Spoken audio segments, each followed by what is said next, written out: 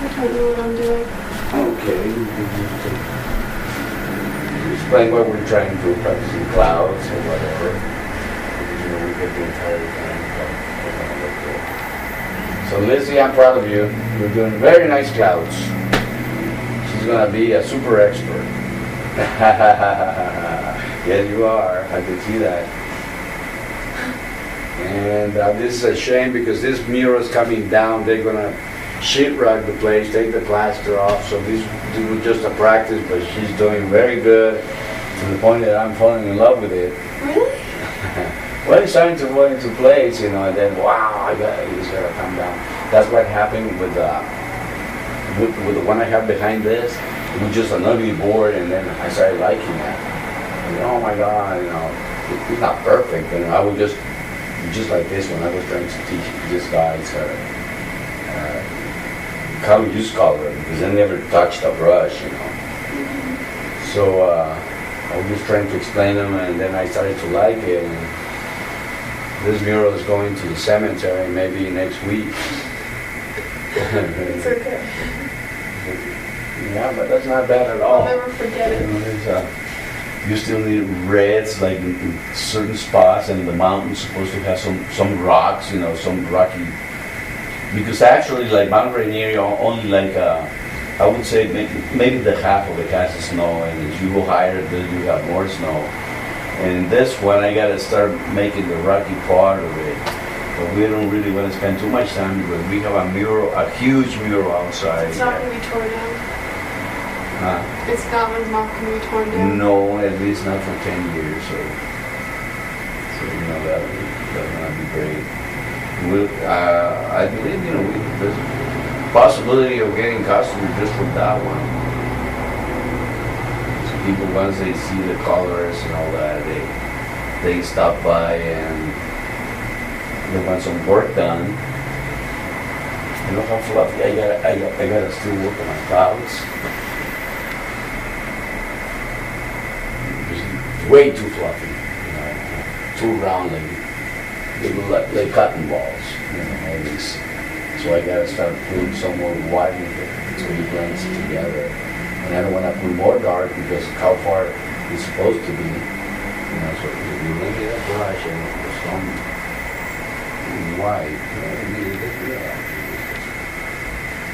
So I was just trying to get rid of the darks. I don't know how transparent it is right now.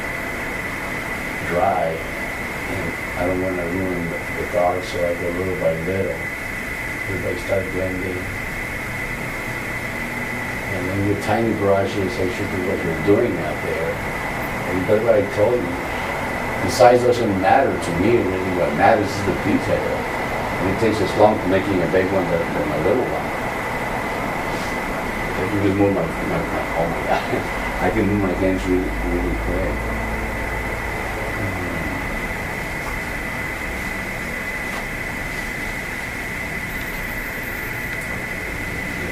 Oh, I like that. It looks like it has like the clouds further are they're like stormy, you know? Yeah, that's what I try to simulate, you know, the distance, so many ways to paint clouds that when it's going to rain, and like right now the day, I don't like a day like today, outside, you know. I try to avoid painting something like that because it's not beautiful, it's not fun, it's not ugly.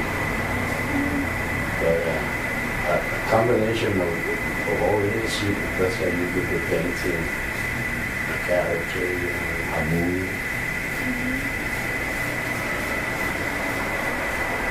The roots are not really about it. I'm on the way till it dries because that's kind of wet. That's way too watery.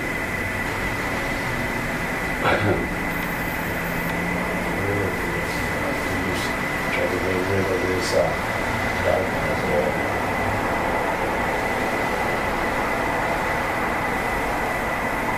Long strokes.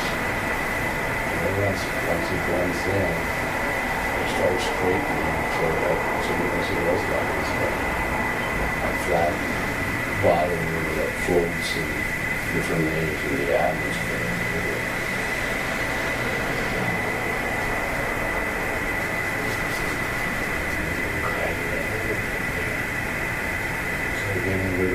darkness, more sound.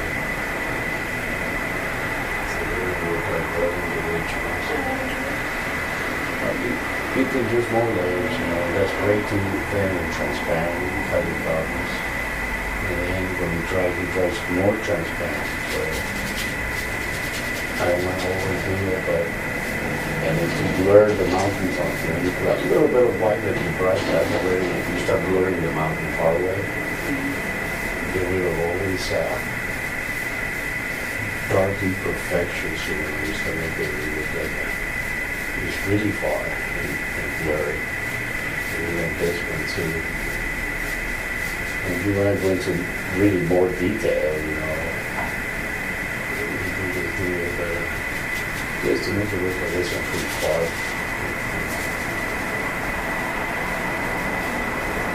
And then once it dries, if it's necessary, I'll give it a second or blend the horizon, the sky here with this.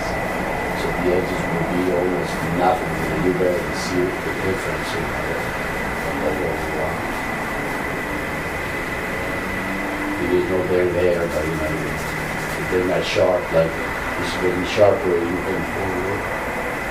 And those ones are great because, you know, it tells the brain, hey, they're closing clouds.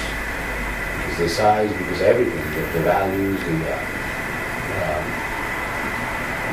chroma, everything is more evident.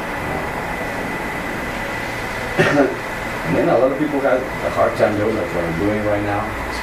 How dark do you make them so they didn't, you know, so everything. Well, like you said, when it goes farther back, everything like decreases in contrast. Like at this distance, even if there's trees or whatever at that distance, you cannot make a very flat thing. You know, the top of it, you cannot just be flat because that would look like you pasted on. You know, so just by adding another little thin coat of flake white, that's how you start getting rid of all those details. You know, and mute them.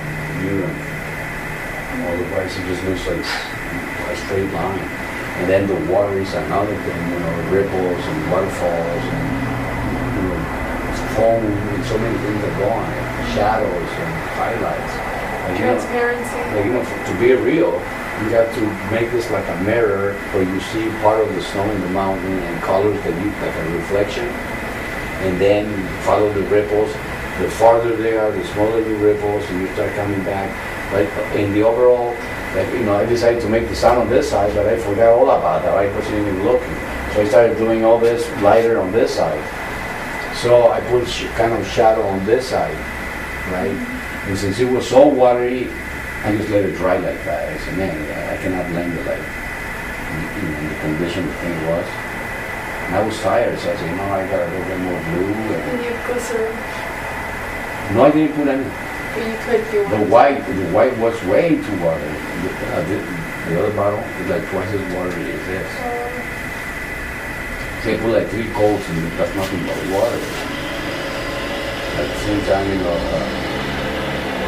I just put this thing to, you know, with this. So, you know, think on that. And then we start working. Like this allowed more different colors in here. So it's just a matter of putting a lot of detail.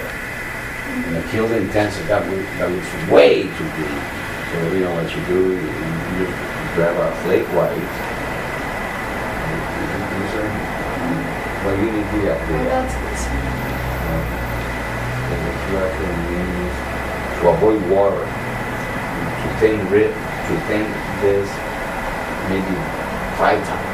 Almost nothing. Like that, you don't put as much water and you won't run. Do you want this in there? Yeah, they can, yeah. But you know what? Once you get a palette, this palette is just to work on things that don't have a lot of color. You know, that's why you need like 5 of those to have a complete palette. But you need all these kind of chemicals, you know, to work it. Okay, what am I doing with this?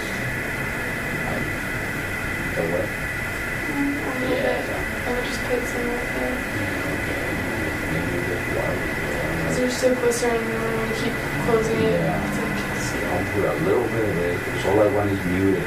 And that's confusing because this is whitish when it's wet. So I don't overdo it. You know, I will start like, let's see what happens. This is just a risk I'm gonna take. If that's too much, too bad, you know. But I don't care because if I screw it, you end up fixing it. Mm-hmm. If I screw it up, you end up fixing it. That's what I want to do. So you don't want to put too much white. You just want to mute the color. But what you're seeing also is the foam from the medium. So you don't know how this is gonna dry in the end. So you see, that's why you don't put a lot of white, because that's like you kill the color. All you want to do is mute it, until you're satisfied. That's what I did yesterday and ruined it. I said, well, I could avoid that. But I think you could just experiment with new stuff. And when you actually get a wider brush, like you could be the whiter. There's a little whiter than that. Yeah, even that one. So, before it dries, what you do, you just simply blend it real quick, And since these trees are vertical, you go like this instead, or try to follow it, just to blend in those holes where the thing accumulated. So there's no patches, everything will be just muted, like a veil. That's what we call veiling. Like a bride with a veil, Irish white. That's what they call this veil. Because it makes your face lighter when you choose it. Yeah. So that brought it more a little bit. If you're not satisfied, it's still time to grab a wet rag and just wipe it off to the white one. I think it really muted a lot. It's good because this is light and then it's going to dark, which is like exactly. That's not bad. And all that white also serves, because there's a lot of dust everywhere, especially in a place like this, that lands on plants and newts. That's why a lot of pine trees look almost blue with the dust. You see Alexia Antonov, how he simulates the blue with the dust. Like a very light blue, almost like lavender, but that's how simulates dust. So this helps a lot, but you just gotta do it like if this looks like a line. But that's the way I scratched it with something yesterday. And that's why you see the line, the paint kind of peeled off. But that you can't do nothing but go over it and redo it again. No, you'll notice. I didn't even notice it till you mentioned it. But, you do a lot of stuff like that. This is messed up anyway. It's all distorted. Yeah, but you want to do like water. I would do my lavender. Maybe just even a little bit of it. Just do like a swamp, and I just do it hot so it doesn't look.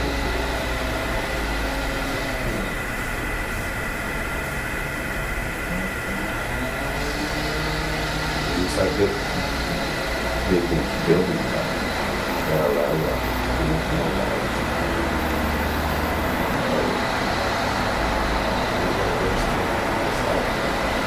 Simulated like a puddle of water, and then when you got kind of vertical, this kind of tells you, the color of the mountain. So you start going vertical to make the straight lines. If you don't want to cover everything, you need this, like there's more of the little ripples.